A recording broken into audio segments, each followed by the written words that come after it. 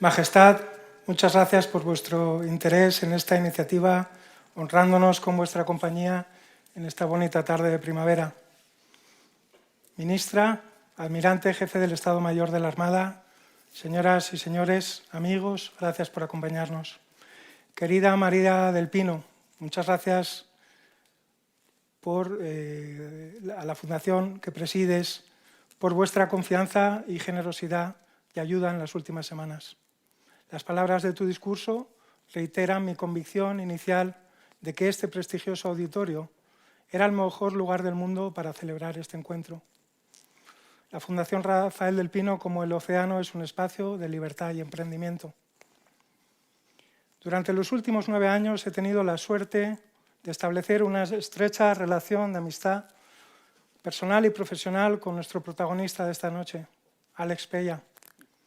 Durante ese tiempo hemos soñado y trabajado juntos, muchas veces en contra de los vientos y las corrientes predominantes, para crear un desafío oceánico propio, original, limpio y global, que era una pieza que faltaba en el enorme puzzle del patrimonio de la marca España. Un desafío oceánico para poner en valor y proyectar al futuro la aventura más grande y apasionante que ha protagonizado el hombre a lo largo de su historia, la primera vuelta al mundo. Inspirados en aquella gesta, el 6 de septiembre de 2022, con la inestimable ayuda de la Armada, de la Junta de Andalucía y de una pequeña asociación sanluqueña, constituimos el Trofeo Oceánico Elcano. Esa escultura única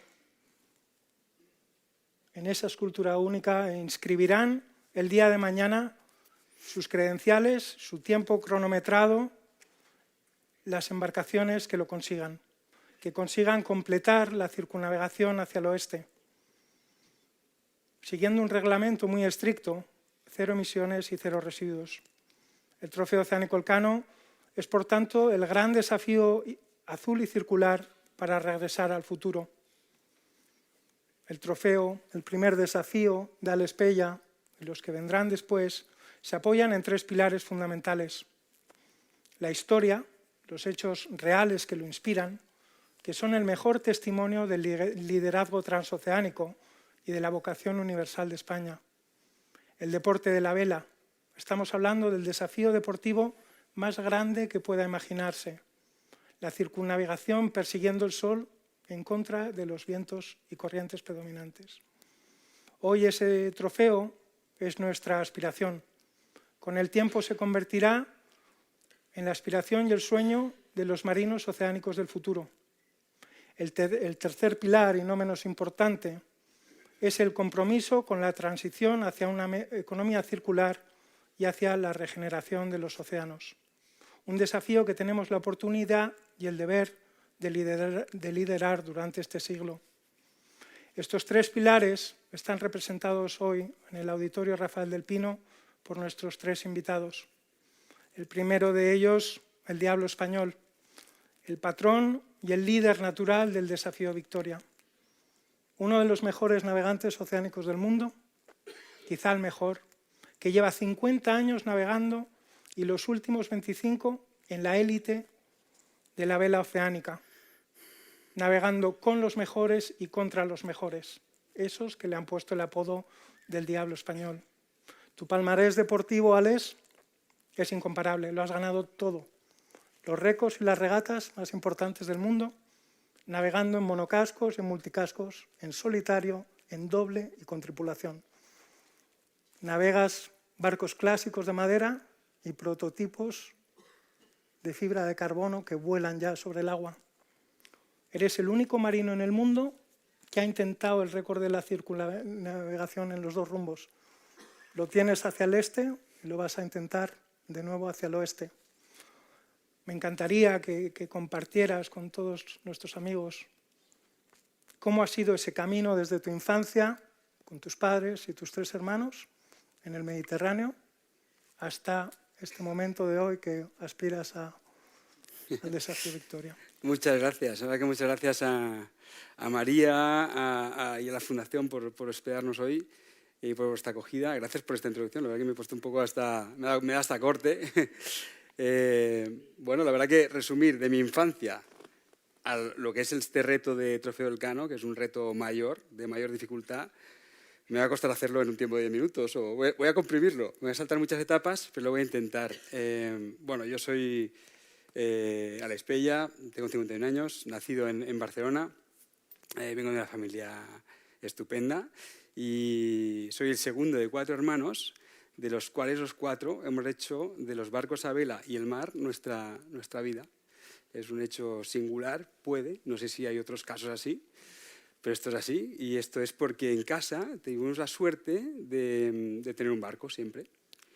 Mis padres tenían un barco, que era primero un barco de madera, un barco pequeño, de 8 metros. Luego, como la familia fue creciendo, pues tuvimos que crecer de eslora. Fuimos a un barco de 10 metros y luego un barco un poquito más mayor de 12 metros. Y ese barco era como el nexo de unión de la familia. O sea, mis padres nunca tuvieron una pretensión ni de orientar nuestro destino, ni de crear campeones. Era lo que había, en casa era lo que había. Y luego también los orígenes, tengo que remontar un poco a los orígenes de mi familia. Yo tengo una parte, por parte de mi madre, que es una familia francesa que instalaron en España hace 100 años. Y esto luego, esto es mi vida y mi carrera la he hecho con esto. Yo soy autodidacta y esto lo tengo que explicar, o sea, porque eso me ayudó muchísimo en mi etapa en la Bretaña francesa, que es donde están los mejores de mi actividad ahora mismo, ¿no? Eso me facilitó muchísimo la integración, esa parte de cultura francesa. Y luego, por la parte de mi padre, es una familia catalana, barcelonesa, pero de origen de un pueblo de la provincia de Gerona que tiene una singularidad, que es en la Costa Brava, del cual tenemos una casa familiar. Esa casa está abajo, en la playa, y de la salida está hacia el mar. Entonces nosotros pasábamos toda la época estival en el barco familiar y luego en la casa de veraneo, como eran esos veranos de antes, ¿no? Te tirás, no sé, 60 días sin ir al colegio, haciendo el salvaje, corriendo por las rocas, y como anécdota recuerdo que cuando volvíamos al cole, pues es que nos costaba ponernos los zapatos. Pero no porque no tuviese costumbre, sino porque el pie se nos había ensanchado de ir todo el día descalzos, ¿no? Y una época muy feliz de mi infancia en la que estábamos conectados. O sea, yo realmente no tengo conocimiento de cuándo empecé a navegar. Lo mismo le pasa a mis hermanos, ¿no? De eso ya paso pues ya a la adolescencia, voy a ir rápido porque se nos va a ir el tiempo, pero que empiezo a tener interés por los relatos de los libros que hay en estanterías de casa, que son relatos de navegaciones oceánicas de los años 70, que es cuando empieza toda esta actividad en el sur de Inglaterra y de estas grandes regatas, sur de Inglaterra y la Bretaña francesa. Y veo muy bien, y empiezo a documentarme por entusiasmo y por curiosidad.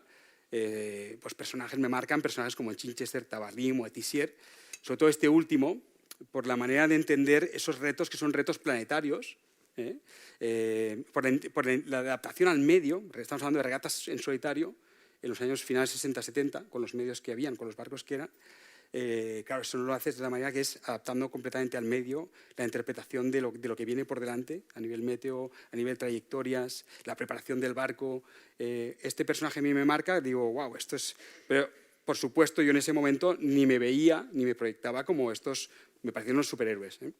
Entonces luego, con mis hermanos, empezamos a la edad profesional, digamos, a trabajar. Evidentemente fuimos directos a los barcos a vela, que era lo que nos interesaba, y empezamos a entrar en proyectos, cada vez en proyectos mayores. Nos solicitaban en proyectos profesionales, saltábamos a grandes regatas, desde la Copa América o la World Ocean Race, estas regatas, y la preparación también en las regatas en solitario, en los timanes de la Bretaña. Y esto fuera muy divertido porque, claro, nosotros no venimos de un centro de formación o de una academia, sino que somos autodidactas, pero al fondo éramos como 4 autodidactas juntos. O sea, no sé si eso existe en el mundo, o sea, es decir, un equipo de tíos que van por libro que luego se juntan en las cenas de casa y comparten esa información. Eso, ¿no? Es un factor multiplicador en la curva de aprendizaje, ¿no? Absolutamente. Además es que nuestro objetivo no era trabajar para ganar un jornal. Nuestro objetivo era aprender, mejorar, tratar donde estaban los mejores. Este siempre ha sido nuestra idea en casa. No sé si es un tema competitivo, pero sobre todo por un tema de curiosidad. Tu hermano Borja te ganaba, ¿cierto? Sí, exacto. Luego con Borja empezamos a correr las regatas en solitario en España, que eran lo que había entonces, y tengo que decir que se nos quedó pequeño el circuito en 2 años. Borja ganó todas y yo llegaba detrás de él todas. Y entonces dijimos ahí que había que saltar a una etapa más, había que ir fuera. Y esto fue muy rápido. Entonces nos metimos yo conseguí meterme en la regata Mini Transat, que es una regata que cruza el Atlántico en solitario, con barcos de 6,5 metros. El barco es un barco espartano que no tiene nada, pero eso es como el principio de todo, hay que pasar por allí, ¿no? Son regatas de 35 días, pues imaginaros, correr el barco contra 90 participantes. Sin comunicación con el exterior. Sin comunicación exterior, correcto, y de un nivel, pues si hay 90 que salen, pues imaginaos los 10 primeros, ¿no?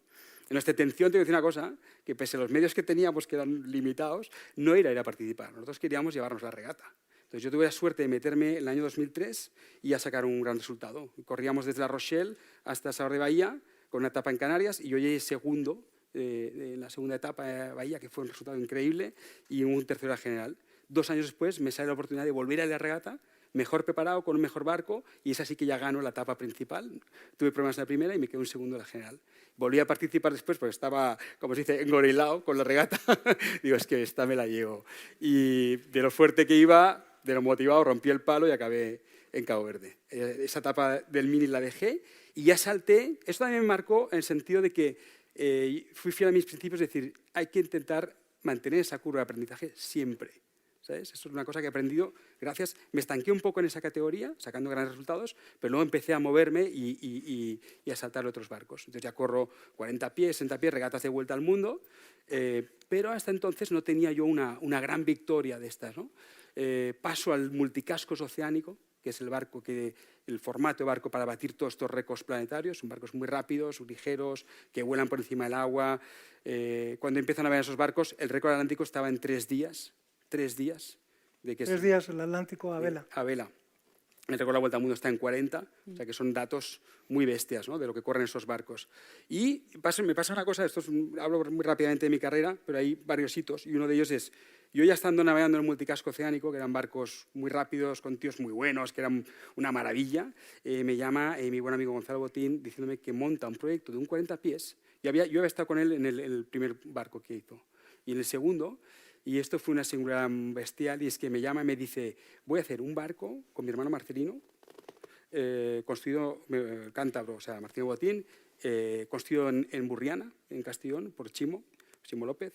La dirección la va a llevar Antonio Piris, que es otro cántabro. Las velas van a ser de Juan de Meseguer de Valencia. Y me empieza a contar toda esta historia, que me encanta, porque digo, claro, yo ya llevaba como 15 años fuera de España o haciendo estas grandes regatas, y me llama Gonzalo diciendo que va a hacer un proyecto así desde casa. Entonces, claro, enseguida le dije, oye, no sé para qué me llamas, pero cuenta conmigo. Yo, sí, para él, quiero estar ahí, ¿sabes? Entonces, me ofrece llevar el barco en la regata de solitario, que la regata más fuerte es la Ruta del Ron, que es un evento mayor. La Ruta del Ron es un evento que el día de la salida hay 300.000 personas. Físicamente en una Físicamente en un mismo sitio. Caiga lo que caiga. Exacto. Eso no existe, no en nuestro país, sino no existe, no hay otro evento. Yo no, bueno, tampoco soy especialista, pero no veo otro evento. Un campo de fútbol no tiene eso. Entonces, eso lo digo para que os deis cuenta. Eso es las salidas en Saint-Malo, que es una ciudad corsaria, amurallada, espectacular y esto, y está abarrotado, y están los barcos ahí. Entonces, yo me meto en esa regata, íbamos muy bien, yo sabía que estaba para llevármela, porque venía más de navegar en otros barcos más rápidos, hicimos una gran preparación, el barco era un gran barco, y ganó la regata con un barco en blanco, sin una marca comercial. Y eso chocó muchísimo. Entonces eso a mí no es que me proyectó, pero hay una cosa singular, esto lo digo aquí abiertamente, ahora que no nos escucha nadie, eso a mí me sacó todos los complejos. Me sacó todos los complejos de españolito que va por el mundo, sinceramente. Porque claro, yo no es que echase en falta el apoyo de alguien en mi país, eso no lo echaba eso, pero porque yo soy autodidacta, entonces la carrera la hice yo con mis hermanos, o sea, eso no tengo ningún problema. Y luego también un pequeño matiz es que en esas regatas tú no representas tu país, representas una marca comercial o te representas a ti mismo, es un poco diferente. En esas regatas no hay categoría masculina y femenina, está todo mezclado, porque son regatas solamente que cuentan, estos grandes desafíos, estos récords, son regatas o récords que van de un sitio a otro y que cuentan una historia, y todo vale, ¿eh? Hay algunas que están reguladas con un reglamento y otras que son completamente abiertas, como los récords oceánicos. Entonces, bueno, voy a seguir un poco rápido, porque son 50 años que tengo que resumir un poquito tiempo, pero que luego paso enseguida, después de eso, que fue un año hito, 2014, que a mí me marcó, pero por supuesto esto, bueno, fue un hito. Recibo la llamada de Francis Bayón para intentar batir el récord de la vuelta al mundo, absoluto, que es el trofeo Julio Verne. Si ya lo estabas, la victoria de la Ruta del Ron te ponen el radar de todos los Por equipos supuesto. punteros. Sí, porque además yo ya estaba navegando con ellos en esos barcos. ¿Haces el récord de la clase? Hago el récord de la clase en la ruta RON, correcto, y entonces me llama Francis para esto, un proyecto súper intenso, me dio muchísima responsabilidad en el barco, bueno, luego no voy a explayarme, pero fue apasionante y pusimos el listón muy alto en 40 días, yo estuve 2 años y medio vinculado a ese proyecto y fue un éxito total, la verdad que un recuerdo fantástico. Ese mismo año me llama la Luz Rocairol para correr la Transat Jacques Vabre A2, que es la Transat más grande, o esta Transat cruce Atlántico en regata más potente que hay. Me llama en verano y la regata en otoño, que íbamos muy justo de preparación, ¡paf! Y la ganamos. La ganó también. Entonces venía a ganar Ruta del Ron, Julio Verne y Jacques Vabre. Ya pues no estaba mal, ¿sabes? O sea, estaba en racha. Aparte de esto tenía 3 récords en Atlántico, 1 a 3, 1 a 2 y otro en solitario, como has mencionado, el récord del Índico en 5 días, el récord del Pacífico en 7 días, y me llama Giovanni Soldini para batir el récord de la Ruta del Té, que es la media vuelta al mundo, Hong Kong-Londres, en el 18, estamos hablando del 17, en el año 18. La Ruta del Té inspirada en esa ruta histórica de los... Correcto. Y lo hicimos en 36 días y otra vez otro gran resultado y tal. Bueno, era una época de mi vida fantástica, que estaba en racha y iba donde iba y me salían bien las cosas, ¿no? A veces no sabes muy bien por qué o contagias a los demás y salen bien las cosas, ¿no? Entonces ya en ese momento, para acabar un poco esta explicación de hasta dónde voy, me empiezo a dar cuenta, también la gente me lo dice, voy a comprar el pan por la mañana y me dice, oye, Ale, ¿y ahora qué vas a hacer? ¿Sabes? Y me doy cuenta que en esa manera de siempre hacer algo nuevo se me acaban los retos, me quedo sin. Y justo acabé de batir el récord de la vuelta al mundo y digo, no tiene sentido. O sea, una pequeña explicación. El récord de la vuelta al mundo se corre de oeste a este. O sea, hay una bajada atlántica, se pasa a Sudáfrica, el sur de Australia, Sudamérica y se vuelve a remontar. Y eso se hace así porque las borrascas en el planeta corren de oeste a este. O sea, es más fácil ir a favor del viento que en contra. Y entonces, bueno, yo tenía este récord tal y digo, hay algo que me choca. Digo, ¿cómo puede ser que el ir hacia el otro lado no tenga ese reconocimiento deportivo, no tenga ese valor deportivo, cuando en realidad es el viaje original de la primera vuelta al mundo, ¿no? Bueno, pasan un poco los tiempos, yo sigo navegando, una vida muy intensa, y esto coincide con el año 19, que se empieza a conmemorar, empiezan a ver los primeros actos de conmemoración del 5º centenario de la primera vuelta al mundo. Y digo, aquí hay algo. Y digo, hago esta reflexión, porque claro, ponernos en mi lugar, yo llevaba pues 20 años de carrera oceánica, lo voy a decir yo, pero que de éxito, porque me lo he pasado muy bien y he tenido éxito, pero siempre es fuera de mi país. Entonces digo, ahora como que se me plantea una oportunidad de hacer algo aquí. Entonces cuando lo empezamos a hablar, y bueno, esta es un poco la historia del por qué. Hay otra cosa, empezamos a construir esto, vino el periodo COVID, que lo paró todo un poco, y a mí me salió en el año 22, si no me equivoco, la oportunidad de salir hacia el oeste. Me llamó Roman Pillar en un trimarán que recuperaba una historia muy bonita para ir a 2, para intentar hacer este récord hacia el oeste, récord de vuelta al mundo. Salimos con una preparación muy justa, con pocos medios, íbamos bien de tiempos, ya tuvimos problemas justo antes de Hornos, que no pasábamos por el tiempo, porque ese paso es muy delicado hacerlo a contramano, digámoslo así. Y pasando Hornos, nos tuvimos que resguardar en Bahía Cook, y en ese resguardo, con mal tiempo, acabamos en Las Piedras. Es un accidente. Y de ahí nos sacó con una actuación increíble, que todavía me emocionó, la Armada chilena, de lo cual les estaré agradecido siempre, porque estuvieron espléndidos, con un trato humano fantástico. O sea, salimos de ahí de una pieza, conseguimos sacar el barco. Y cuento esta anécdota porque a mí eso ya me puso sobre la pista, porque recuerdo ahí, hay una foto que yo estaba en Puerto Williams, que es la ciudad más austral que hay del continente, un sitio espectacular, que tienes la cordillera de los Andes que se baña en Beagle, en el canal de Beagle, pasan las ballenas, las aves marinas, estás ahí. Yo venía muy tocado, no sé si habría dormido 6 horas los últimos 3 días, tenía un golpe en el pecho, muy decepcionado por no batir el récord. Y entonces, emocionado por todo lo que había pasado, estaba en estado de shock realmente por el accidente y en un sitio magnífico, pero a la vez muy fuera de todo. Entonces, me recuerdo muy bien que en el club náutico, que hay un club náutico, enciendo mi teléfono personal y me entra un chorro de mensajes ahí Y la línea de esos mensajes van diciendo, oye Alex, esto que has hecho es guapísimo. Yo recuerdo perfectamente cuando me entero, me llama Lida, me dice que Lida es la mujer de Alex, me dice, Nacho, han chocado.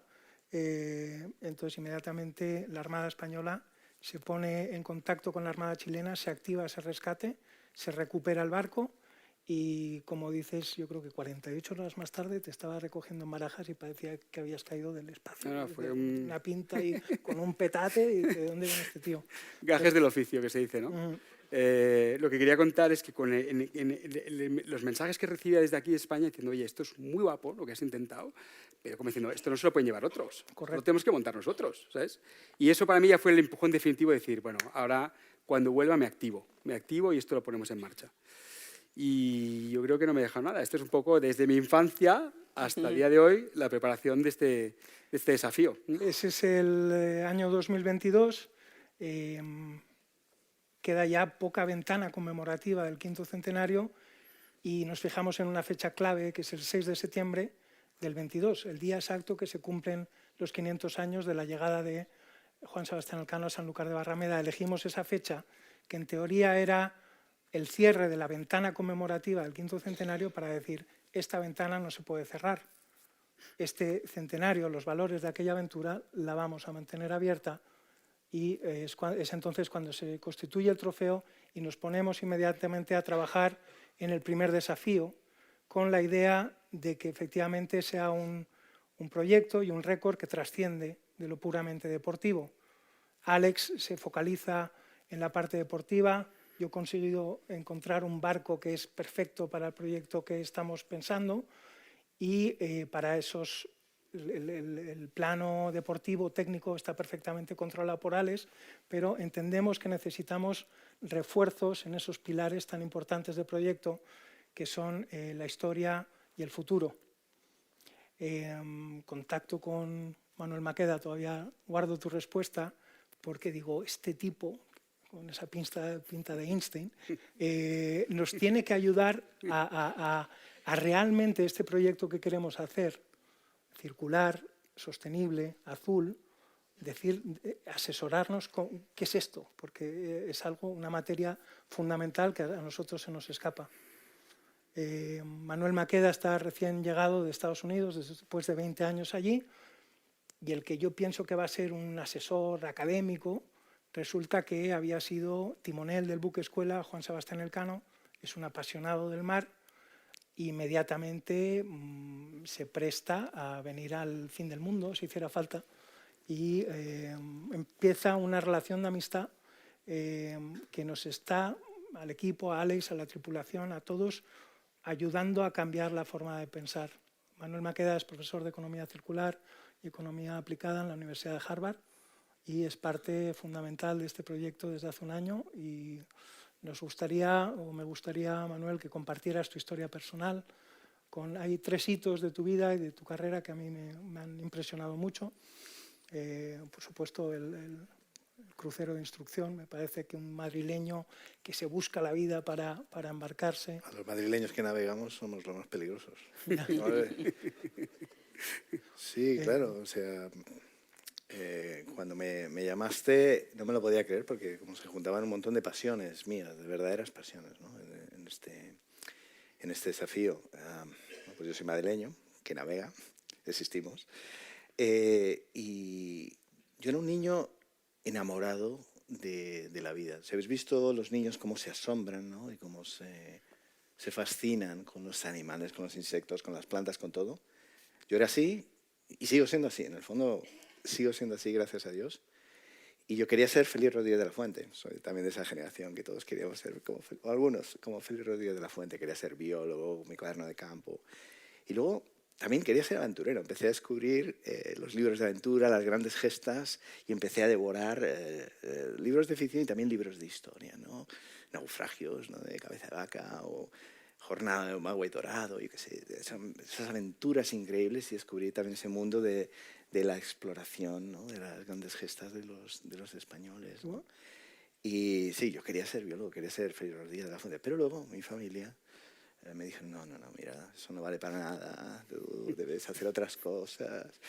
y terminé estudiando Ciencias Económicas, Empresariales y Derecho en 3 universidades y aprendí idiomas y me convertí en esta especie de cerebrín, ¿no? Pero yo no quería eso.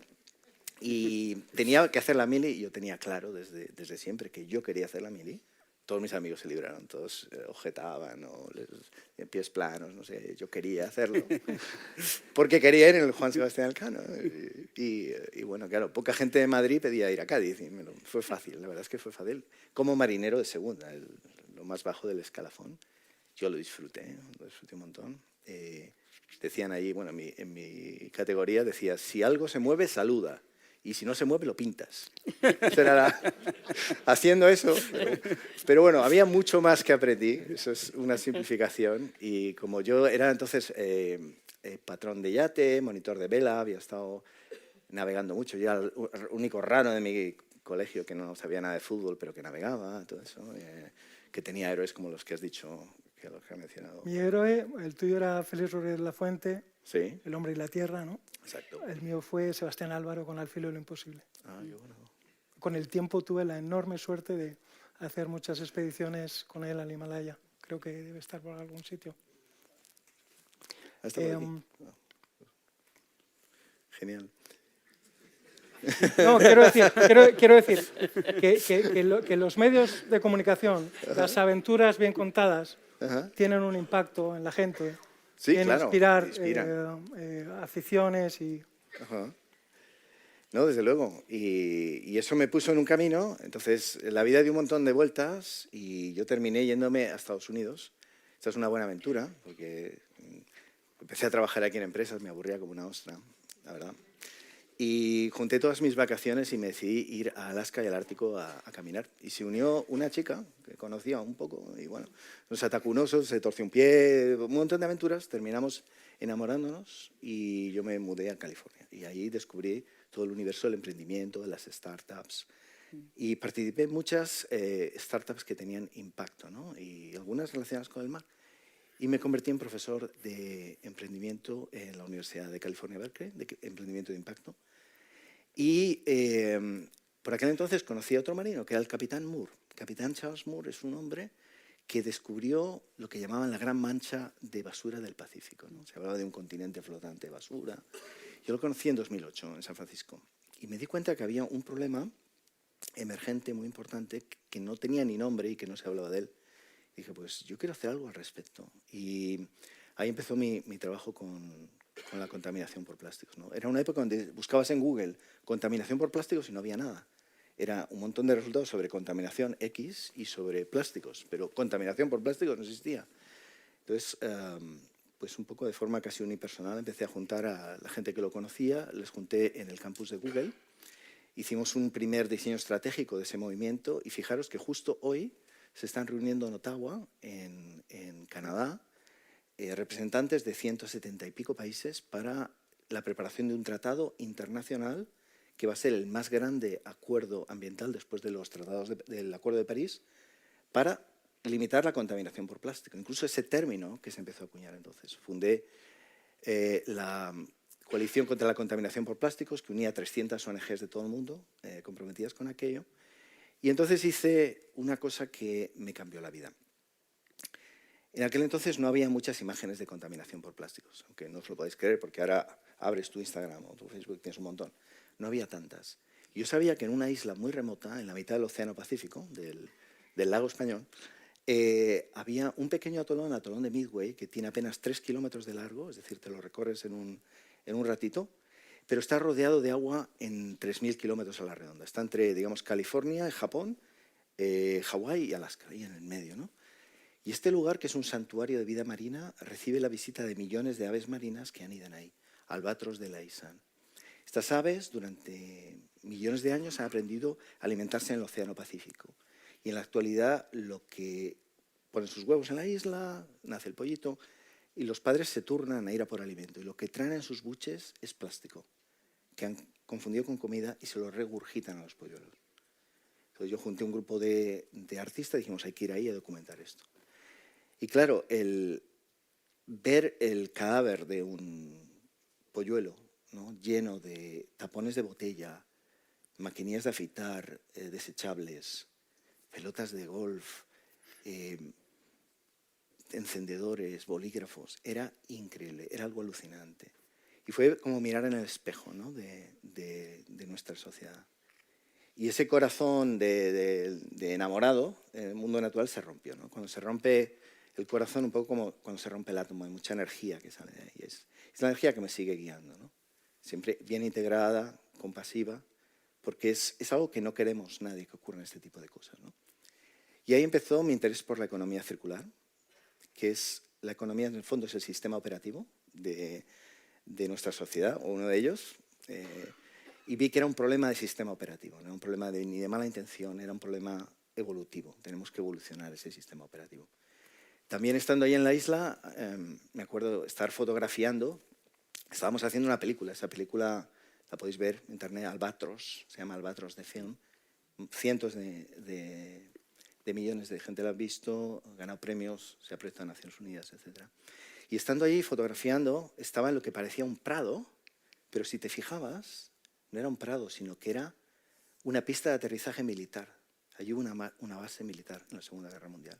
Y con el tiempo la hierba había surgido entre el asfalto. Entonces ahí empezó también mi interés por la economía regenerativa. Entonces yo volví con toda esa energía, pues me creé el primer programa en educación superior online de economía circular aplicada en la Universidad de California, Berkeley.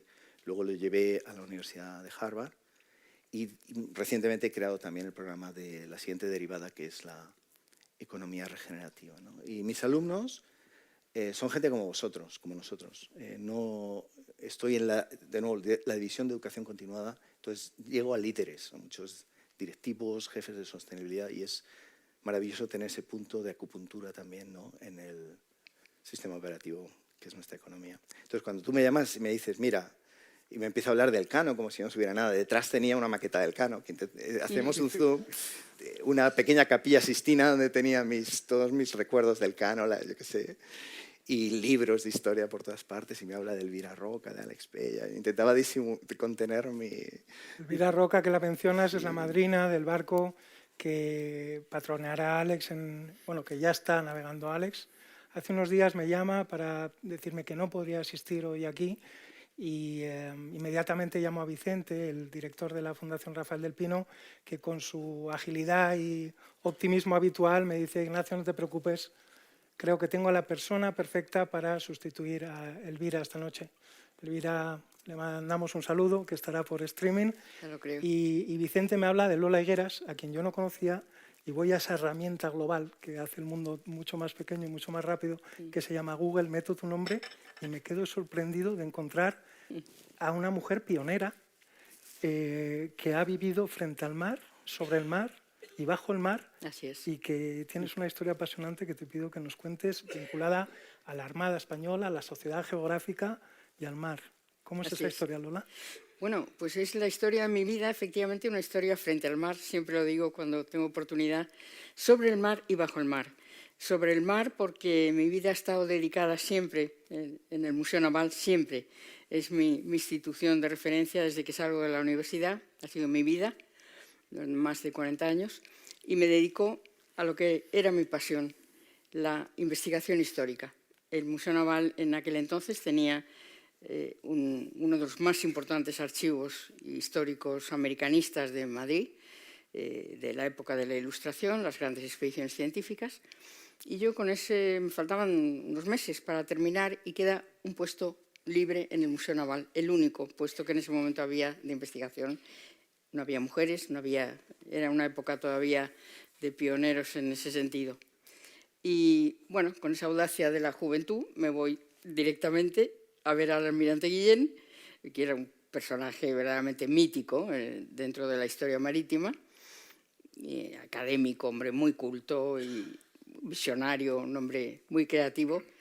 Y pido audiencia con él y nos sentamos allí en la gran mesa filipina del patronato. Bueno, ¿y qué quieres tú?, me dice el almirante.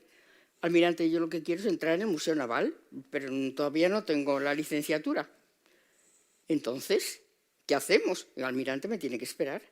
Es mi vocación, es mi vida. He estudiado americanismo para investigar la historia de América, es mi vocación. y el mar es mi elemento. Ya se me queda mirando y voy a tener que pensar. ¿Tú cuándo vas a acabar? Almirante, en junio. Pero seguro, ¿no vas a suspender?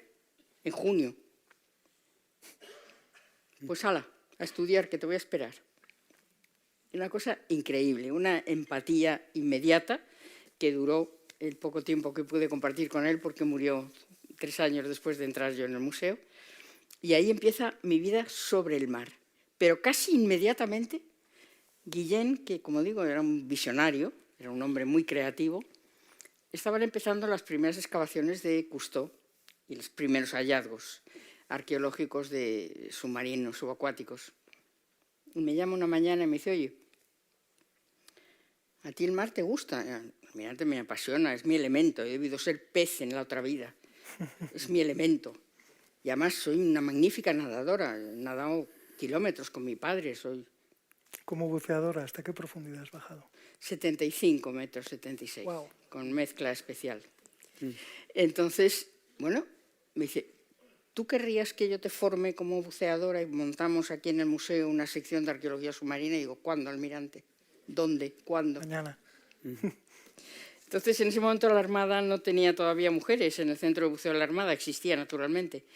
Y Guillén me formó con un buzo civil, amigo suyo, que es un hombre, un gran pues, empresario, Saludes, que ha tenido conmigo una generosidad que yo nunca olvidaré. Él tenía su barco, tenía sus equipos de última generación, porque era un hombre con mucho dinero, y en aquel entonces había una gran diferencia entre bucear con equipos de última generación a bucear con los equipitos que teníamos por aquí.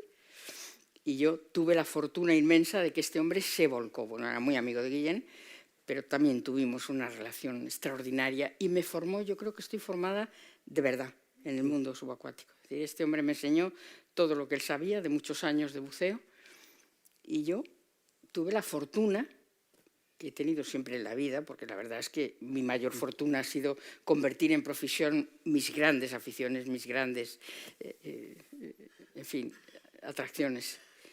Y este hombre, pues, me formó extraordinariamente bien y yo conocí ese mundo maravilloso que es, yo creo que imposible de trasladar a los que no hayan tenido esa experiencia. Es un mundo donde se mezcla lo espiritual y lo físico en una armonía extraordinaria, en ingravidez, en un mundo silencioso pero rumoroso, lleno de vida, lleno de color, bueno, según la cota, pero si enciendes una luz a gran profundidad surge de nuevo esa explosión de color. Y es un mundo en el que yo me movía con una facilidad extraordinaria. He tenido esa suerte, una adaptación absoluta al medio subacuático.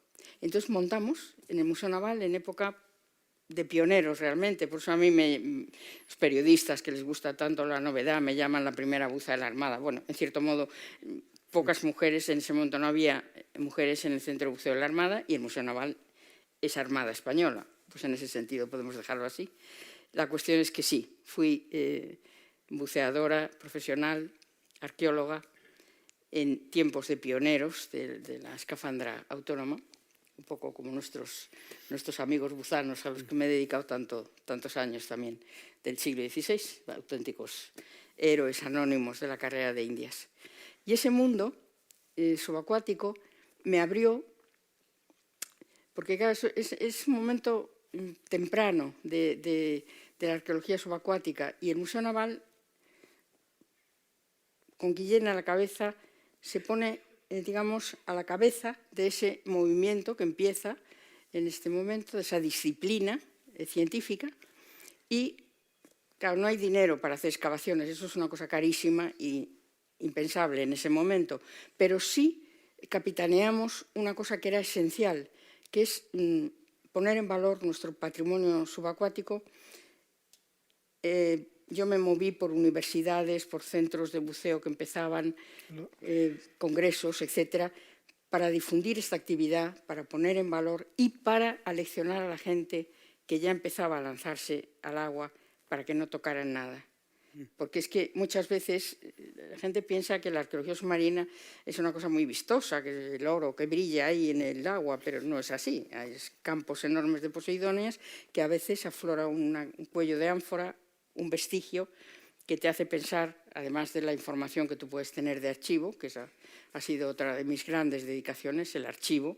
Por eso hablo con tanta pasión, pero también con tanta convicción, porque lo que yo os voy a decir hoy lo he aprendido en los archivos, en los escritos originales de la época.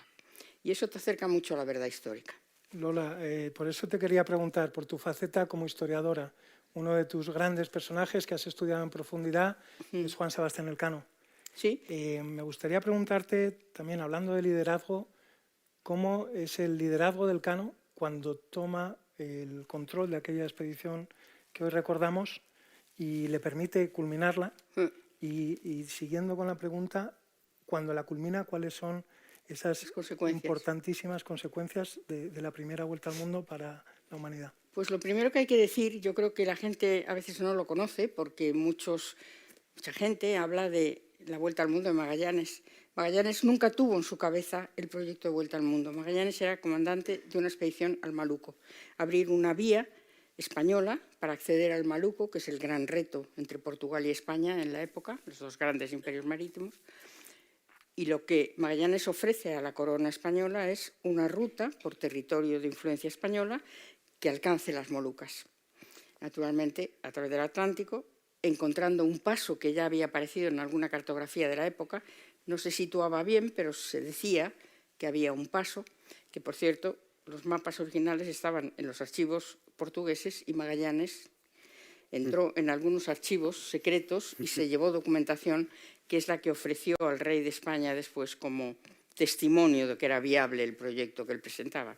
Os podéis imaginar que los portugueses, que ahora lo quieren con tanto afán, lo odiaron de tal manera que lo que voy a contar a continuación es absolutamente real.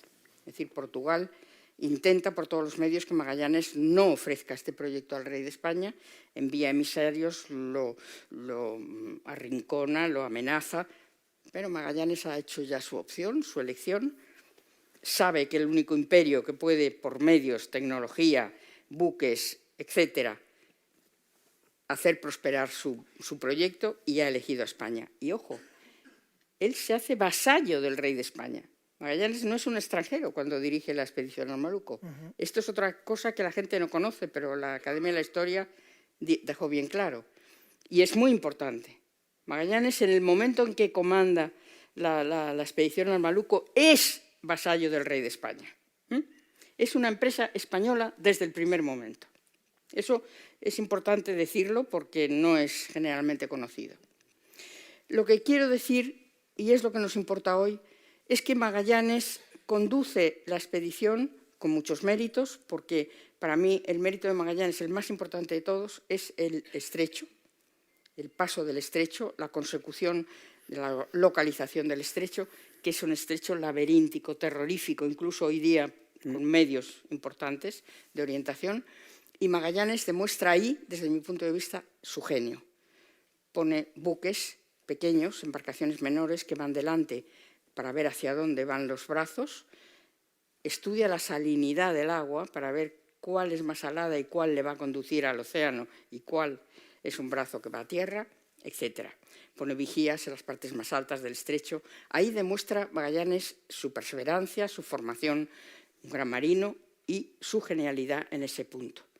Pero el Pacífico, que es lo que a todo el mundo le llama tanto la atención, es importante decir que si bien fue la primera navegación de europeos por el Pacífico, que va a tener tanta trascendencia en las consecuencias de la vuelta al mundo, porque el mundo ensancha, la bola del mundo se ensancha gigantescamente con el Pacífico, que no se conocía, se pensaba que estaba muy cerca, el propio Magallanes, cuando pasa el estrecho, dice, estamos al lado ya, quedan meses de navegación hasta llegar a Se descubre que el mundo es mucho más grande de lo que se había calculado. Mucho más grande, es uno de los resultados que ahora os comentaré, ¿no? El mundo es mucho más grande de lo que se imaginaba. Alex, desde tu punto de vista, como marinero, ¿cuántas veces has imaginado aquel viaje y cómo interpretas o cómo crees que eran aquellos marinos del siglo XVI para conseguir lo que hicieron? Bueno, imaginarlo lo he imaginado siempre que te embarcas. ¿Por qué? Porque el medio es el mismo y yo me siento marino como ellos. Entonces, claro, te proyectas, a ver, hablando de las distancias y contextualizándolo, ¿no? Y, bueno, mi versión, yo no soy historiador, soy navegante actual, es que eran unos tíos, unos máquinas, hablamos en plata, unos tíos bregadísimos. Y para mí hay dos cosas que me impresionan. Uno es el aspecto psicológico, porque como acaba de explicar Lola, ellos no saben lo que tienen por delante, siempre saben lo que tienen por detrás. Sabiendo que encima, además, ellos navegaban en plena autosuficiencia. Es decir, tú vas avanzando, pero los víveres, todo te van bajando, y la gente, porque iban muchos.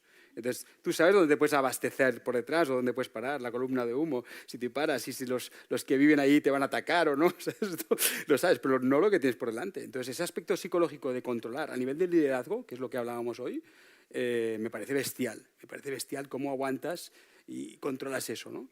Y luego el otro aspecto es uno que es difícil de valorar para mí personalmente, y es en la intuición.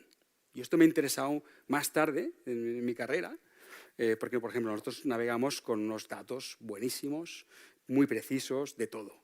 Del viento, de las nubes, de las olas, de la corriente, del hielo, de todo. Ya no de la cartografía, por supuesto, y del posicionamiento, esto ya lo doy por pasado, pero de lo que nos viene por delante, cómo construimos nuestra trayectoria, tenemos unos datos buenísimos y fidedignos y buenísimos, y cada año son mejores.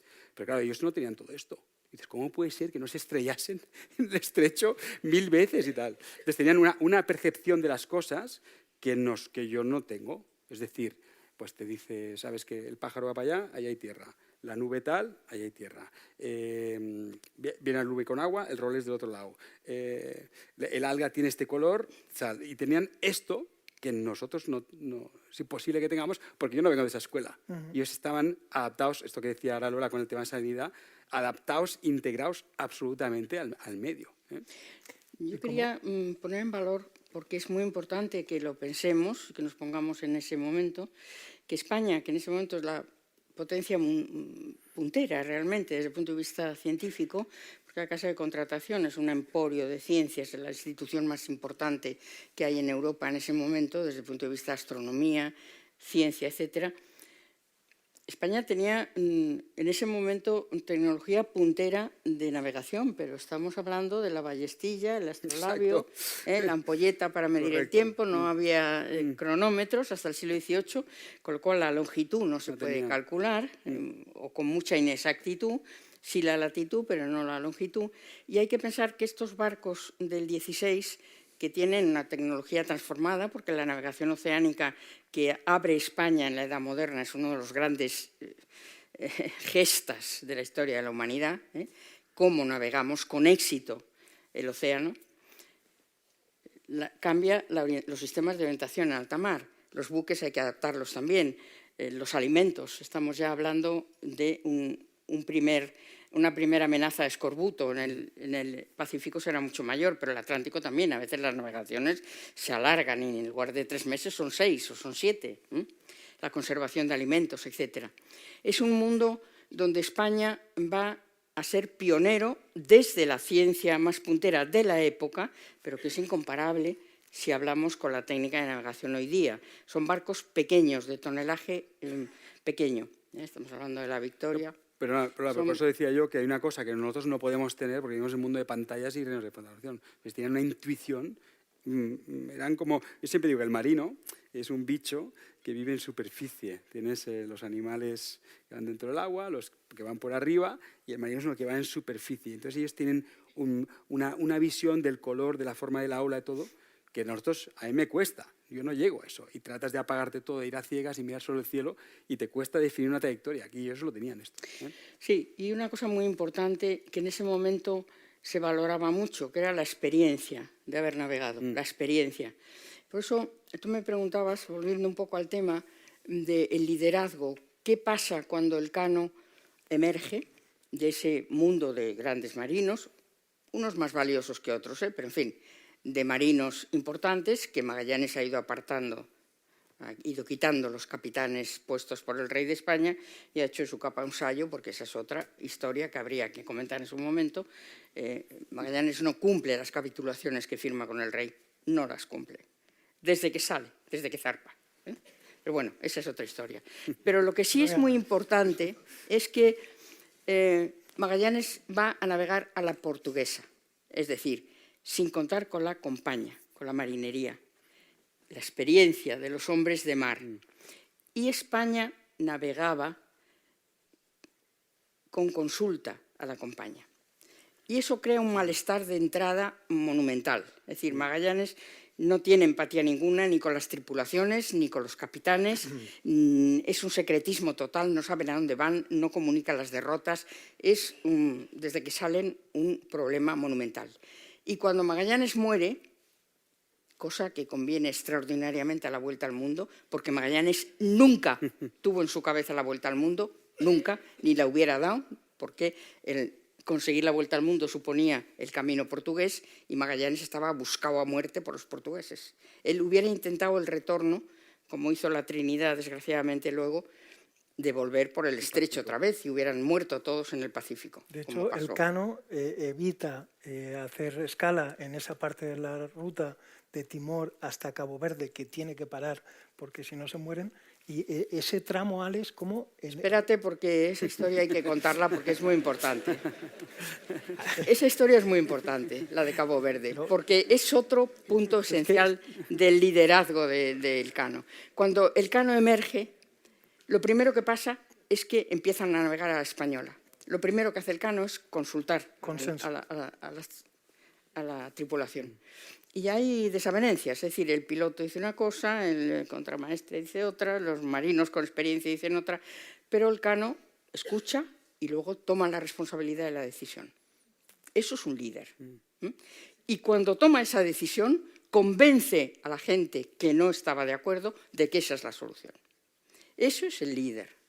Y Elcano, además de un gran navegante, que lo fue, sin duda ninguna, hombre de gran experiencia y gran navegante, valiente, valeroso, era un líder. Ese es el primer puntazo de liderazgo fundamental. El segundo, que a mí me emociona siempre, que lo recuerdo, es cuando después de esa navegación brutal por el Índico, por el laberinto del Índico, por los 40 vertientes, que eso lo conocen muy bien los navegantes actuales, es uno de los mares más procelosos, más brutales de la tierra, pero Elcano sabe que si sube por la ruta, que si navega por la ruta portuguesa lo van a apresar. Y entonces los convence de que tienen que ir por el Índico Sur, por los 40 rugientes, por la latitud 40 sur. Brutal, con un barquichuelo averiado, con unas tripulaciones enfermas, con hambruna, porque no han conseguido habituallarse, y con una nave que no consigue ceñir, porque son arboladuras muy sencillas. Pero Elcano de nuevo los convence. Yo conozco esa zona, yo conozco los vientos, vamos a ir por ahí más seguros que por arriba. Y los convence de nuevo, el líder de nuevo. Y hay un momento que yo creo que es crucial para la vuelta al mundo, crucial.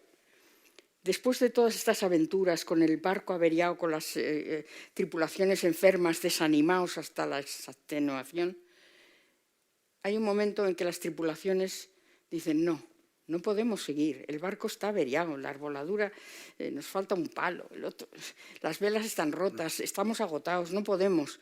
Vamos a Mozambique, vamos a quedarnos en alguna isla de estas que encontremos con indios amigables. Y entonces, ahí, ese para mí es el momento crucial de la vuelta al mundo, porque Elcano, de nuevo, coge a sus hombres y les dice, estamos agotados, parecemos vencidos, pero el honor es superior a la vida. Tenemos que devolverle al rey sus especias y hacer triunfar la expedición. La carta que le escribe al llegar a El honor Sanlúcar está por encima de la vida, ojo. A unos hombres que se están muriendo. Y otra vez Elcano consigue que los hombres digan, adelante. Ese para mí es el momento crucial de la vuelta al mundo, porque ahí podían haberse quedado ya, definitivamente. y esa vuelta al mundo bueno, tiene enormes consecuencias. Establece las rutas del comercio marítimo, demuestra el diámetro real de la esfera terrestre y un mundo mucho más grande de lo que se pensaba. Manuel, muchas más cosas, ¿eh? Y muchas más cosas que no tendríamos tiempo de contar. Pero sí vamos me a decir, encantaría, pero no hay vamos a tiempo. decir brevemente, para que no te pongas nervioso muy rápidamente. Pero hay que decirlas, hay que decirlas.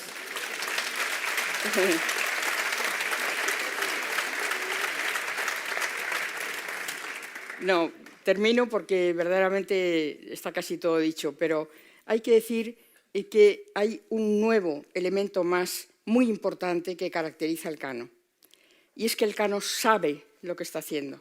Es consciente de la importancia de lograr la vuelta al mundo. Yo digo que hay muchas gestas casuales en el mundo que han generado grandes transformaciones, pero el hecho de la conciencia de lo que uno está haciendo es muy importante, le da mucho valor y el Cano lo sabe y está dispuesto a dejarse la vida en ese empeño. La prueba es que cuando consiguen, bueno, en Cabo Verde hay un episodio rapidísimo que os cuento solo por lo que voy a decir a continuación, que es que el Cano tenía pensado, porque están ya medio muertos, parar en esa base portuguesa y que los habitúa allí, en fin, coger agua dulce, en fin, reparar un poquito la nave. Pero tenía pensado contar la historia de que venían de América y que un temporal los había arrastrado hasta allí. Pero, amigo, unos tripulantes que bajan a tierra con unas poquitas de especias para ver si hacían negocio, descubren el pastel y los portugueses comprenden que vienen de las Molucas y no de América. La nao Victoria tiene que escapar. Bueno, tienen que zarpar como estaban. Hay 13 que se quedan en tierra, que quedan presos. Que es muy importante lo que voy a decir a continuación. Que en su...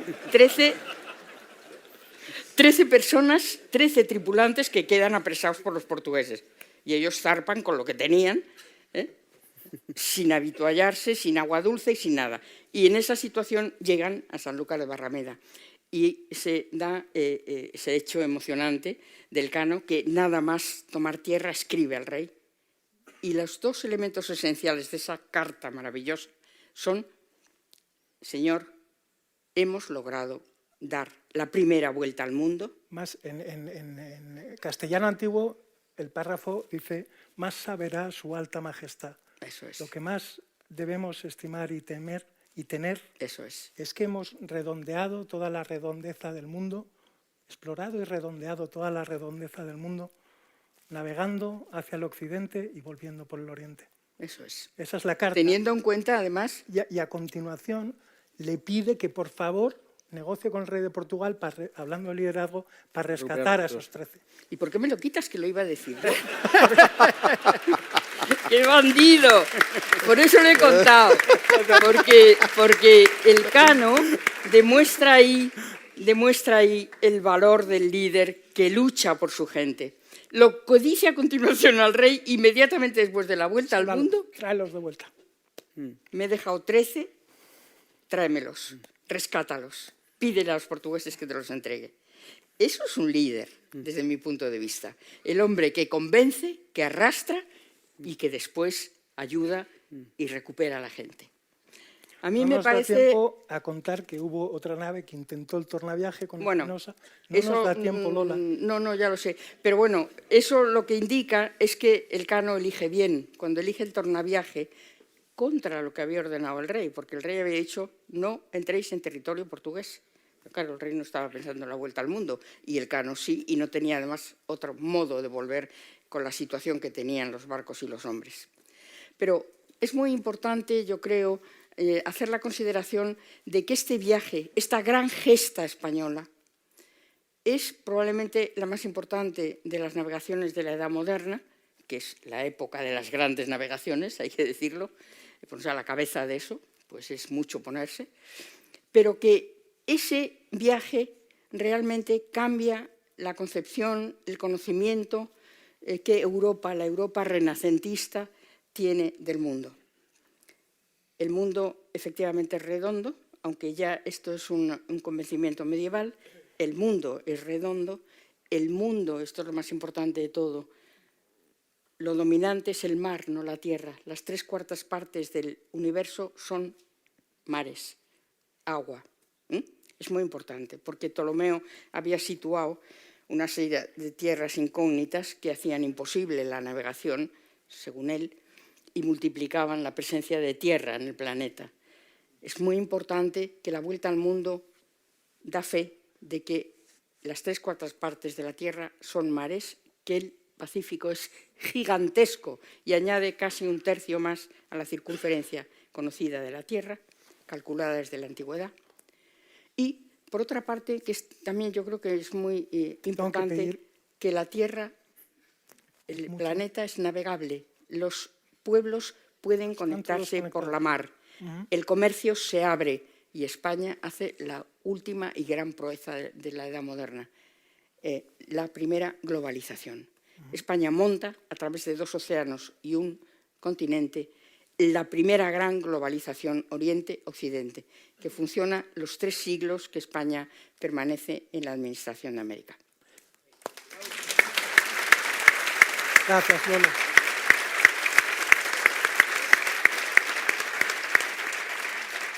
Se demuestra que el planeta es mucho más grande de lo que se pensaba y hoy parece, Manuel Maqueda, que el planeta se nos está quedando pequeño. ¿Cuál es tu interpretación del tamaño? ¿Se nos queda pequeño?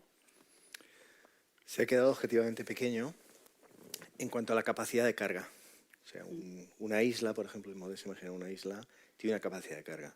Los recursos hídricos que tiene, los alimentos que se pueden cultivar, la cantidad de gente que puede vivir ahí, una capacidad de carga. Nuestro planeta es una isla en el espacio y su capacidad de carga se mide en 9 límites planetarios, 6 de los cuales han sido sobrepasados y están en situación crítica. Se habla mucho del cambio climático, ¿no? Es solo uno de ellos y quizá no es el que está en la situación más crítica. Hay, por ejemplo, la biodiversidad, la integridad de la biosfera, integridad genética, integridad funcional, que es mucho más preocupante, los ciclos hídricos, los ciclos geobiológicos del fósforo y el nitrógeno, que son lo que necesitamos para alimentarnos. El 90% de la alimentación humana depende de esos factores limitantes, nitrógeno y fósforo. Hemos extraído combustibles fósiles, pero también agua fósil. Y el mundo se ha quedado pequeño. Por ejemplo, para mí uno de los momentos claves en mi vida, pasó desapercibido, creo, para mucha gente. A mí, yo todavía lo estoy digiriendo, fue en el año 2020. Estábamos preocupados, lógicamente, con la pandemia, pero en ese año ocurrió una cosa, y es que el peso, o sea, se puede negar el cambio climático, se puede discutir, pero el peso no lo puedes engañar. Si tú te subes a la báscula, pesas lo que pesas. El peso de todo lo fabricado por el hombre, por primera vez igualó el peso de todo lo natural que hay en el mundo. Todos los árboles, plantas, bosques, animales, etc. Todo lo biológico y todo lo técnico igualaron su peso.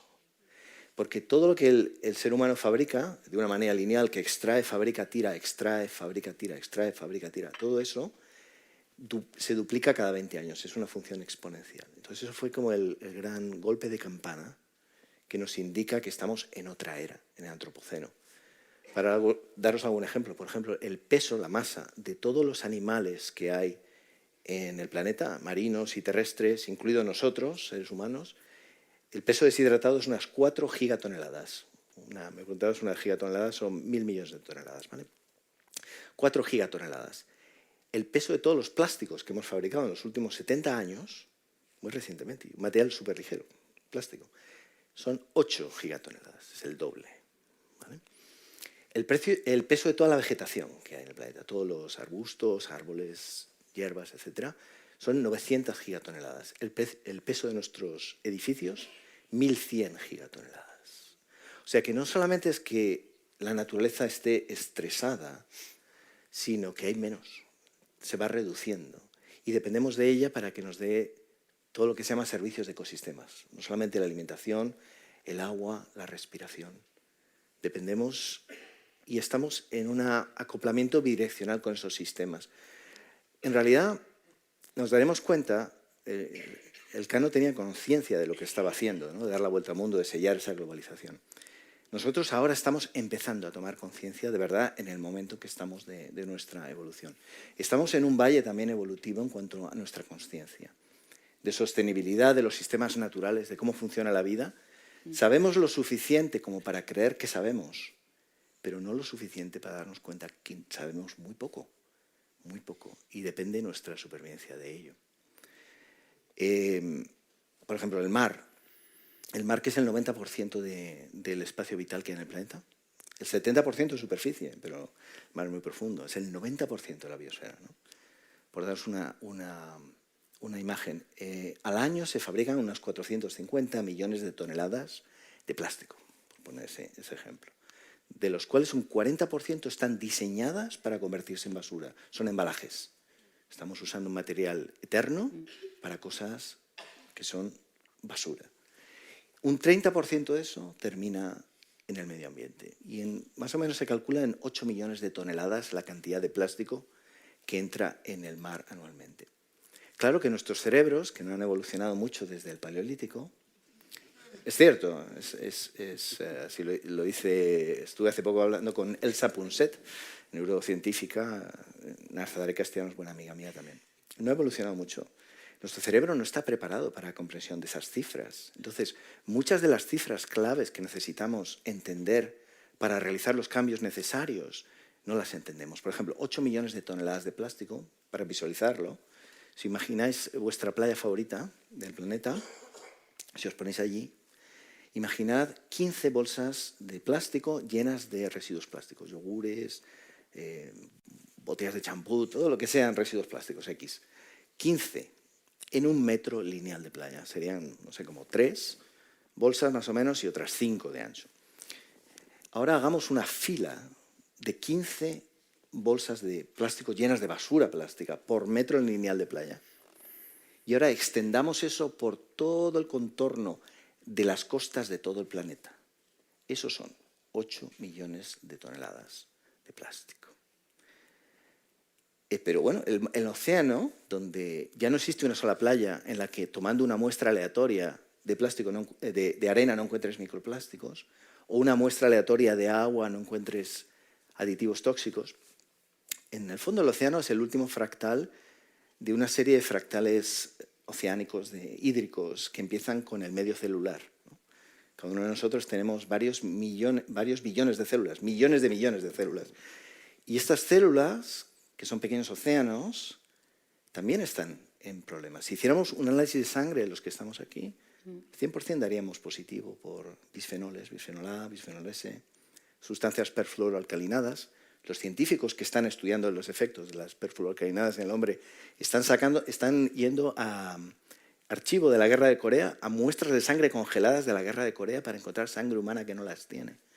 Es decir, ¿existe la naturaleza? Lo que existe en realidad son sistemas antropoterrestres acoplados bidireccionalmente. Es ilusorio pensar que existe el clima por aquí y la economía por allá.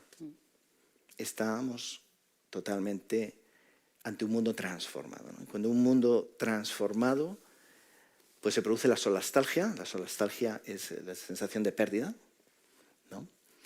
Y también la sensación de que tenemos que evolucionar, que tenemos que cambiar, pero no sabemos cómo. Estamos un poco como estos líderes, ¿no? Frente a tú decías, que sabían lo que tenían por detrás, pero no por delante. Nos sentimos un poco así. Porque me decís, oye, Manuel, ¿y cuál es el sitio que lo está haciendo bien? La economía perfecta. No existe. Hay muchas prácticas muy buenas, pero no existe esa visión. Entonces, yo creo que ante estos cambios tan grandes de los cuales nos estamos empezando a dar conciencia, el cambio climático es la puntita del iceberg de la que se oye un poco hablar, pues tenemos que embarcarnos, ¿no? Con gran liderazgo y con gran valentía hacia un horizonte desconocido, como hicieron estos navegantes. Igual que era un cambio, la globalización, unir el planeta era algo inevitable, pero inimaginable. Para ellos era inimaginable una civilización globalizada, interconectada. Una civilización que vive en una alianza radical con los sistemas vivos, de forma regenerativa, que puede continuar dando valor durante generaciones y generaciones. Eso es inevitable, porque vivimos en una isla, pero es inimaginable hoy en día. Entonces tenemos que, de verdad, sacar lo mejor que llevamos dentro en cuanto a coraje, creatividad, liderazgo, etcétera, para primero asumir dónde estamos, el acto de mirarte en el espejo con valentía, y segundo, el embarcarte hacia un lugar donde a lo mejor mucha gente no te quiere seguir. Alex, una interpretación más deportiva y un poco más optimista de cómo se ha quedado el pequeño el planeta desde el punto de vista deportivo. Tu pasión es el mar y tu forma de vida es la vela. Tu terreno de juego es el planeta. El trofeo Julio Verne completas la vuelta al mundo en 40 días, 23 horas y 30 minutos. Y ahora lo vas a intentar en el sentido contrario. Y cuentas con estos expertos, colaboradores, para darles enfoque de divulgar, de construir un mensaje. Has encontrado un barco que se había dado por obsoleto y por abandonado. Lo hemos recuperado y quieres ir hacia el oeste. ¿Cómo de diferente es el trofeo Zánico Elcano del trofeo Julio Verne desde un punto de vista deportivo? ¿Y cómo lo vas a encarar y qué crono crees que se puede hacer? Bueno, son muy diferentes porque uno va a favor de las borrascas. En el planeta las borrascas corren de oeste a este.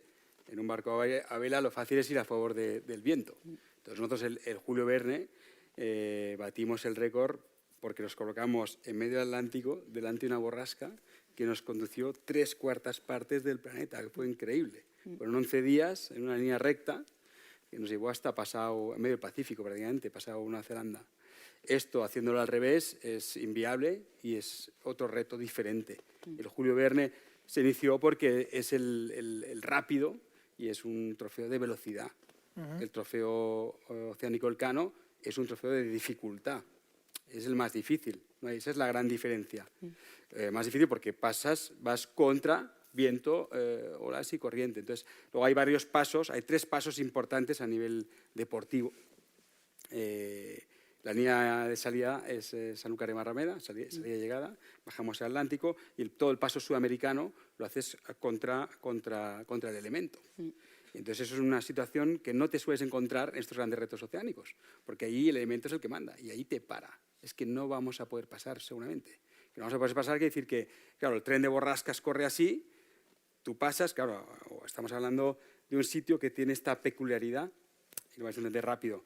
Planeta redondo, abajo está la Antártida y no hay tierra que pare ese mar que empuja ese viento. El único sitio donde se puede llegar a parar es la cordillera de los Andes, que es el final de Sudamérica y Cabo de Hornos, y la península antártida. Eso crea un paso muy pequeño, que es Drake. Claro, eso es un chorro de corriente en el que no hay una remonta de fondo, la ola sube, el viento topa con la cordillera, tienes una aceleración, efecto Venturi, o sea que es el peor escenario. Entonces hay trucos. Claro, si Magallanes y Elcano lo hicieron con barcos que no remontaban, es que hay truco. Esto, Alex, encaja con una frase tuya que cuentas en el informe Robinson, en un making of, que dices, a mí me gustan los marrones, te los estás buscando. Bueno, no sé si están así, es verdad que me gustan las cosas difíciles. Correcto, me gustan las cosas difíciles porque sí, porque me gusta el desconocido, me gusta plantearme situaciones complicadas, bueno, soy así. Y por eso esto tiene un encaje perfecto con mi forma de ser y entenderlo. Pero sí, te voy a decir una cosa, cuando surgió el trofeo que se creó, o diría antes, cuando yo hago ese intento hacia el oeste que acabamos mal, eso ya causó sensación en la Bretaña francesa. Mucha gente dice, oye, te he entendido, ya sé lo que quieres buscar. Y lo que quiero buscar es ese no limit. No es más difícil todavía, pero es ese encontrarte enfrente al elemento y que sea el elemento. No un árbitro, no un reglamento, no una casa de seguros que te pare. Que la decisión sea tuya. No sé si me explico, ¿sabes? Esto no se ve en cualquier otro reto. Esto llama la atención de los franceses. La Bretaña francesa es como el Silicon Valley de la oceánica, aunque no te gusten las comparaciones, Alex, pero es realmente donde ahí está la punta de lanza. Yo entiendo que esta gente tiene que estar como un poco celosa de decir, nuestro trofeo... escúchame. Sí. Nuestro trofeo Elcano, nuestro trofeo Julio Verne está inspirado en una novela de ficción, La Vuelta al Mundo en 80 días, que ocurrió hace 100 años. El trofeo Julio Verne, que hoy está aquí, pero que custodia la Armada en la Torre del Oro de Sevilla, está inspirado en esa historia real de hace 500. Creo que es algo importante, ¿no? Sí, yo con lo que decía, perdón, te iba a interrumpir diciendo que no, es que la comunidad internacional, la vela oceánica internacional, está muy contenta con esto. Claro, Y más los lógico. franceses, porque nos corresponde y nos corresponde a nosotros hacerlo. Eso es lo primero. O sea, aquí no hay trampa, es la realidad. Y eso a nivel, como decir, a nivel histórico. Y luego hay que entender que en el caso que decías de la Bretaña francesa, ellos dominan esa actividad. O sea, que haya otra gente que empiece a hacer cosas en sus países y en sus sitios, también les interesa y les conviene, porque además dominan la industria y muchas otras cosas, ¿no? O sea, que no, están realmente que yo el feedback que tengo es muy ilusionante. Tengo que decir que esto es un reto global. O sea, nosotros lo organizamos, yo voy a ser el primer challenger, digamos, de esto, lo cual para mí es un auténtico honor, pero que es un reto global, planetario, como lo es la vela oceánica. Alex, hablas de la dificultad a nivel técnico, meteorológico, de pura navegación, pero creo que también hablando de liderazgo hay un componente importante. Aquí está tu tripulación, Alberto, Alejandro, Lalú, la convivencia, el factor humano. Esto tiene una importancia enorme y el liderazgo, el saber liderar equipos para una convivencia tan extrema, tanto tiempo en esas condiciones, ¿cómo lo vas a gestionar? Bueno, los que se vienen conmigo son unos escogidos. Por experiencia he sabido escoger. Yo, además, he estado muchos años, de hecho, de segundo y partí una tripulación, porque no, las oportunidades, he funcionado sobre las oportunidades que tenía, entonces no he montado yo un proyecto. Entonces, me he fijado en muchos modelos y ahora tengo claro cómo lo quiero hacer. Entonces, primero te voy a decir una cosa que igual es un poco dura, y es que, por experiencia, sé que en este tipo de retos tan largos, los problemas, grandes problemas difíciles de resolver, te vienen por el humano. O sea, el barco te genera unos problemas técnicos que acaba resolviendo de una manera u otra. La meteo también, pues tal. Pero cuando tienes un problema dentro, ostras, a veces es lo más difícil de resolver. Entonces, yo he cortado la tripulación por la mitad, así me garantizo que tengo la mitad de problemas. Es un poco duro, pero soy muy básico yo, entonces esto es así. Y luego también porque es importante en la duración del recorrido. Yo tengo una estimación de este récord en 100 días. Entonces el espacio del barco, la convivencia, es muy importante y eso pues lo necesitas. Y los escogidos, pues bueno, he mirado un poco, contaré aquí 2 trucos ahora que nadie nos escucha, y es que, bueno, yo creo que es muy importante, como explicaba con la duración, tiene que ser primero gente entusiasta, que venga por la ilusión de hacer esto es evidente. 2, gente que sea respetuosa con los demás y que entienda también este liderazgo. Cada uno que tenga su parte de responsabilidad a bordo, y eso es muy importante, que se sienta partícipe. Y 3, gente educada, ¿no? Y creo que con esto, subiendo esta ecuación, encuentras gente. Yo no he hecho un casting, he tirado con bala y de momento estoy muy contento con lo que tengo, vaya. El Maxicat Victoria es un prototipo impresionante, son 34 metros de eslora, 17 de manga y 43 metros de puntal, que se construyó para una tripulación de 14 tripulantes. Alex, ahora mismo tienes 4 y tienes todavía una serie de vacantes. Lola, te voy a contar un secreto, y es que Alex está pensando en marcar una mujer, y yo con la vitalidad que tú tienes... Pues mira, te lo has buscado. Yo, como le dije a Guillén, ¿cuándo? ¿Dónde? Ya. Tomo nota. Otra tripulante.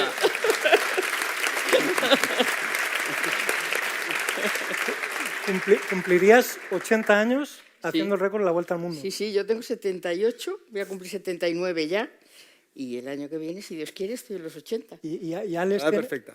Alex tiene previsto salir a por el Trofeo Elcano en diciembre 2025, porque hay que pasar hornos en el verano austral para minimizar esa complejidad. Ahí estaré. Con lo cual... Gracias.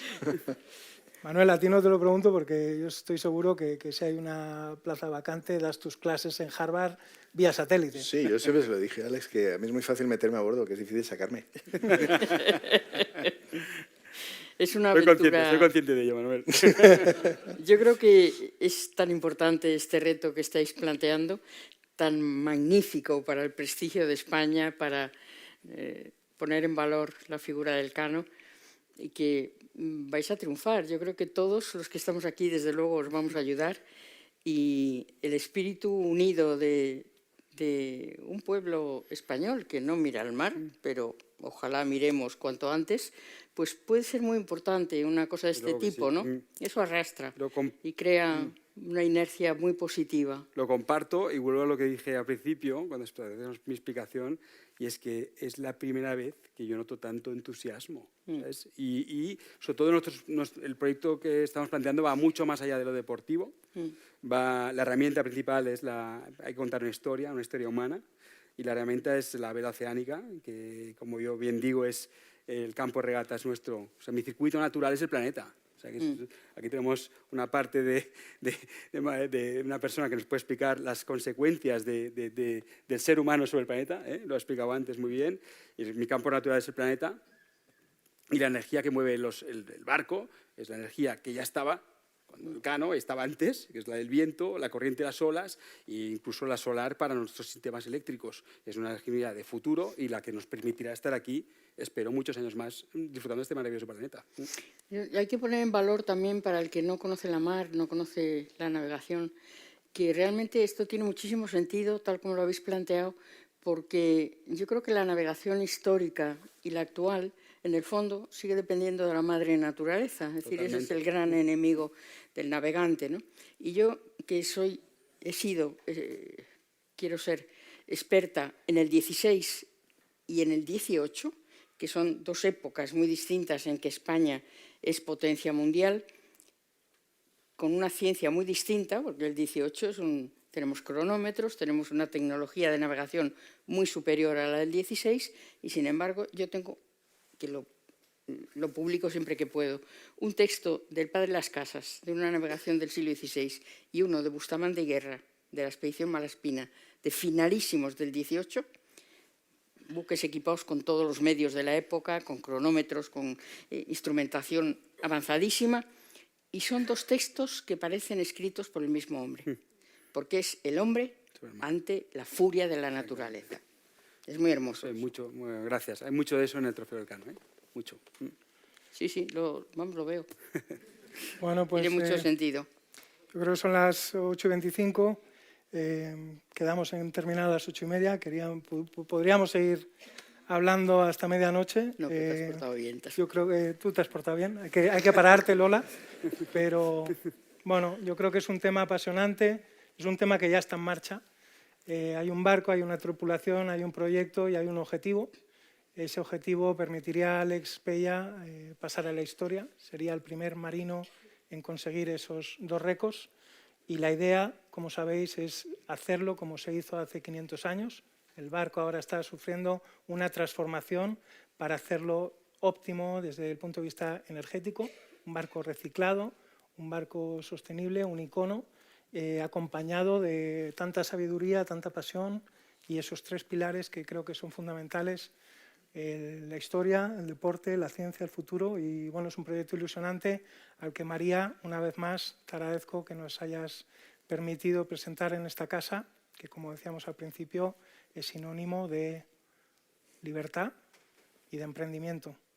Majestad, muchísimas gracias. Ha sido un honor compartir esta tarde-noche con vuestra presencia y con todos vosotros.